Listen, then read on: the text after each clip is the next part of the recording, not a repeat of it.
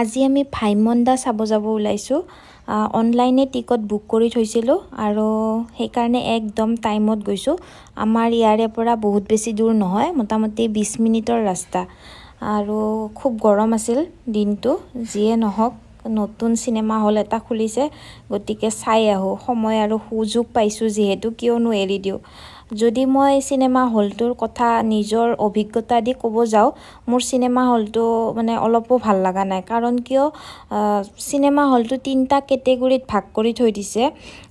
মই তাতে ইমান বহুত বেছি স্পেচ নাই হেতু কাৰণে মই নাভাবো যে তাতে তিনটা কেটেগৰীত ভাগ কৰিব পৰাও তাতে যে জায়গা আছে